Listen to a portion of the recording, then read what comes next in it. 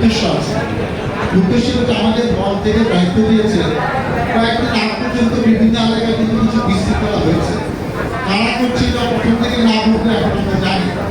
প্রথমে আমি আপনার মাত্রায় কামনা করছি যে 5ই আগস্ট এই যে নতুন করে দেশটি স্বাধীন হলো, নতুন করে আমরা গণতন্ত্রকে ফিরে পেলাম, যেসব তরুণ ছাত্ররা নিজের জীবন দিয়ে এরকম একটি স্বৈরাচার সরকারকে বিদায় করলো, 5 তারিখে সেই কাঠামোটা নেই, সেই যার দাপটে আমরা কেউ পাশে থাকতে পারতাম না, তিনি দেশ থেকে চলে গেছেন। নাম বলা প্রয়োজনে আপনারা সবাই জানেন। আজকে সেই আন্দোলনের সংগ্রামে যারা আহত হয়েছেন, নিহত হয়েছেন, তাদের আমি প্রথমে কৃতজ্ঞতা জানাই এবং তাদের যারা মারা গেছেন তাদের আর্থিক মাহফুরাত কামনা করি। তাদের পরিবারের প্রতি সুখ সমৃদ্ধ পরিবারের সমর্থনে জ্ঞাপন করছি। তাদের বীরের মর্যাদা নিয়ে তারা এই দুনিয়া থেকে চলে গেছেন। আমরা 15 বছর আন্দোলন করেছি, বিএনপি সহ সমর্থনা পাই না। আমরা কিন্তু জালিম সরকারকে হটাতে পারি না। আমরা 3-4টা নির্বাচনে এই সরকারের সাথে মোকাবেলা করেছি, নির্বাচনে আমরা ভোট দিতে পারি না, জোর করে সেই সব নির্বাচন ছিনিয়ে নিয়ে গেছে। কিন্তু তারা দেখেন সারা বাংলাদেশে কি বললো, একটি ব্যাপার কথা কিভাবে আজকে এরকম একটি আন্দোলনে পরিণত হলো তার প্রমাণ কিন্তু আপনারা দেখেছেন। এখানে এমন কেউ নাই যার নামে কোনো না কোনো মিথ্যা মামলা হয়েছে। এখানে বেশিরভাগ লোক কম বেশি জেলখানাতে ছিলেন। শুধু তাই না, আমরা যখন বিভিন্ন আন্দোলনের সংগ্রামে যখন পুলিশ খুব বেশি করতো, তখন কখনো মাঠে থেকে তারপর যখন মামলা টামলা শুরু হইতো, তখন অনেক সময় মাঠেও থাকতে পারি নাই, পালায় থাকতাম। পালায় থাকলেও কিন্তু আমরা মুসলমান হজ করেছি, নামাজ পড়ি। আমরা কিন্তু আল্লাহর কাছে একটা দোয়া করেছি, হে আল্লাহ তুমি এত কিছু পারো, তুমি কত জাতিকে ধ্বংস করে দিয়েছো ইসলামী ইতিহাসে আমরা সেসব জানি, তুমি একে পাবে নিবা। এই গজব থেকে বাংলাদেশের মানুষ কবে মুক্ত হবে? আল্লাহ এতদিন আমাদের কথা শুনে নাই, কিন্তু আমরা কিন্তু নিরাশ হই নাই। আমরা জানি যে আল্লাহ কি পারে, সময় মতো হবে। এমনি নির্বাচনের পরাজয় হইলে কিন্তু তার এরকম বেঞ্চুদি হতো না। সে যেরকম করেছে, যাকে ইচ্ছে তাকে তার নির্দেশে মানুষকে ধরে নিয়ে গুলি করে হত্যা করে গেছে। আমি রাজনীতি করি, সেজন্য আমার মামলা হবে, জেল হবে, নামতে পারি। আমি রাজনীতি করি, আমাকে ডিমান্ডের নামে নির্যাতন করে হত্যা করা হবে, এর জন্য কিন্তু স্বাধীনতা যুদ্ধ হয় না। যেসব মুক্তিযুদ্ধরা আত্মাহুতি দিয়েছেন, জীবন দিয়েছেন, যেসব মা বোনদের ইজ্জত গেছে, যার বিনিময়ে আমরা একটা স্বাধীন দেশ পেলাম, স্বাধীন রাষ্ট্র পেলাম, একটা পতাকা পেলাম। আজকে 15 বছর তো মনে হয় না যে আমি স্বাধীন দেশে বাস করি। এটা কোন দেশে বাস করি? আজকে তার মধ্যে দেখেন আল্লাহ কিন্তু আল্লাহ দেখে দিল, তোরা পারস নাই, কিন্তু আমি জালিমকে ছাড়ি না। হাজার লক্ষ কোটি মানুষের যার প্রতি নাখোশ, তার কিন্তু আল্লাহ ওই দেশকে, ওই জাতিকে নেতৃত্ব দেওয়ায় না, আলটিমেটলি সে গুনায় দিচ্ছে। এখন এই দেশ আমার, আজকে এখানে আপনারা শান্তিতে বসে আছেন। এত বছর পরে আমিও মনে হয় আসছি, শান্তিতে বক্তৃতা দিচ্ছি যে পুলিশের গাড়িতে গেলে এখন ভয় পাবো না। আপনি কিন্তু ভোট দিচ্ছেন না, জানেন যে পুলিশ এখন আপনার ভোটে আসে না, হয়তো নিরাপত্তা।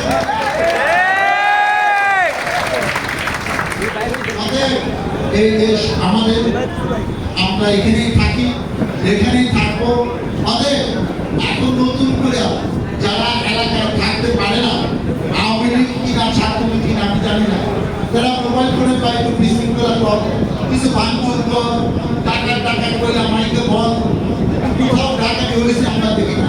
কিন্তু ভয় দেখায়, তোমার বাড়ির লোকের মন্দিরটা আছে না, আজকে কিন্তু ভেঙে ভালো। এখন যারা কষ্ট করে করছে তাদের উপাসনা নাও, কারণ আমার যদি আপনার বাড়ির সামনে মন্দির থাকতো, আমি কি ঘুমায় যেতে পারেন?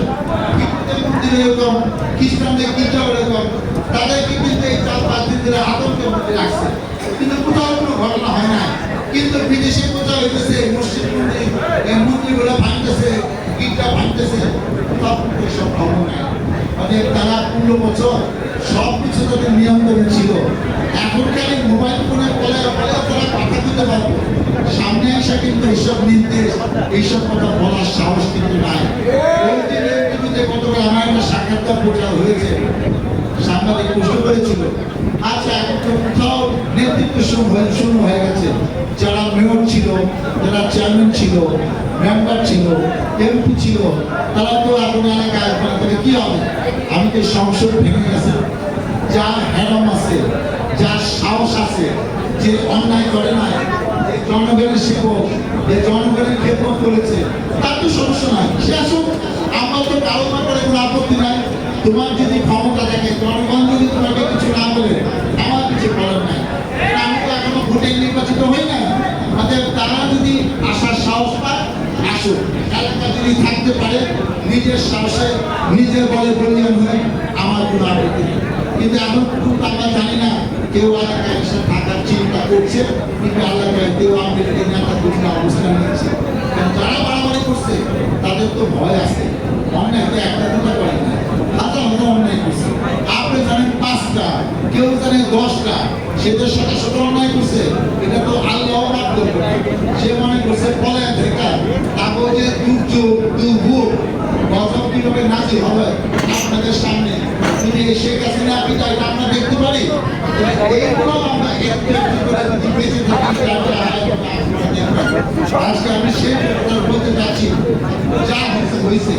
15 বছর পুঞ্জীবিত ভোট অনেকে মিটাইছে, অনেকে বাড়িতে ভাঙছে, ব্যবসা প্রতিষ্ঠান ভাঙছে, আর এই ভাঙাভাঙি করতে করি। এই দেশ আমাদের, হিন্দু মুসলমান খ্রিস্টান ভাই ভাই, আমরা কারোর বিরুদ্ধে কারো বাড়িঘর ভাঙবে, আমার এলাকার পরিবেশ নষ্ট করতে চাই না। একদল ক্ষমতায় থাকবে, একদল থাকবে না, এইটাই বিধান। আমরা কিছু করতে চাই না।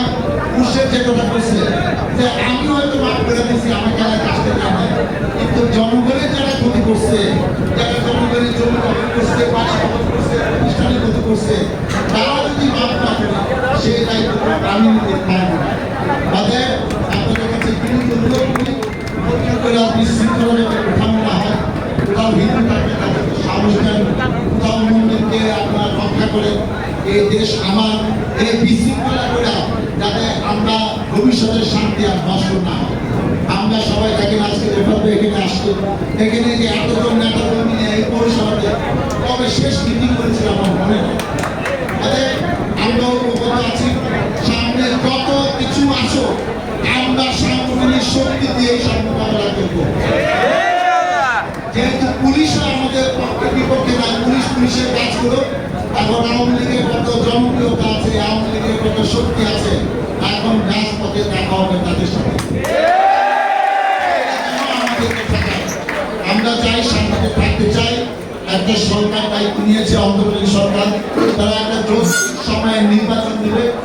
এই যে যেসব পুলিশ অফিসারদের কারণে অনেকে গ্রেপ্তার হয়েছেন, অনেকে নিহত হয়েছেন, কাউকে টর্চার করে পিটিয়ে মেরে ফেলছেন, তাদের বিচার কি হবে না?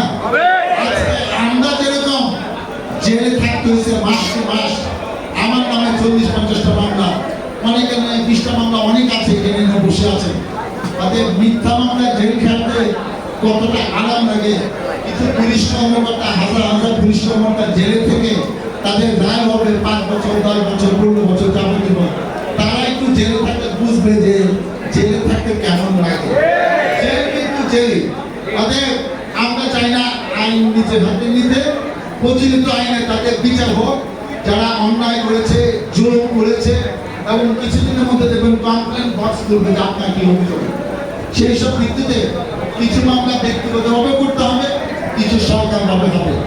যে অন্যায় করেছে, যে আপনার ক্ষতি করছে, আপনি যদি এখনো তাকে ভয় পান, তাহলে মনে রাখেন এরা আবারও এসে আবারও আপনার ক্ষতি করবে। না সুযোগ আসবে, কবে আসবে 5-10 বছর না বলে ফেলতে না, বিএনপি জীবনে আইতে পারবো না, তোরে আমার ছাড় দেওয়া লাভ নেই, তোর লেগে খেলা আমার চলবে। আপনিও করে তোরা পরে আসুন না, পরে থাক, তোর সাথে খেলা শুরু হয়েছে, খেলা চলবে। আমরা চাই ঐক্যবদ্ধভাবে এই দেশটা আমরা করবো। আমরা একটা সুষ্ঠু নির্বাচনের মাধ্যমে, আপনারা যেরকম চান আমাদের প্রিয় নেত্রী দেশনেত্রী বেগম খালেদা জিয়া আপনাদের ভোটের মাধ্যমে প্রধানমন্ত্রী হোক। সব বিচার হয়তো এই সরকার করতে পারবে না, হলেও সরকার সব কিছু বিচার করবে। আজকে আজকে 15 বছর যারা কোর্টের বারান্দায় আছে, যেসব মিথ্যা মামলা, এই মামলাগুলো তো অবসর দিতে হবে। আমার মাসে 10 দিন 12 দিন কোর্টে যেতে হয়, অনেকের আছে 15 দিন।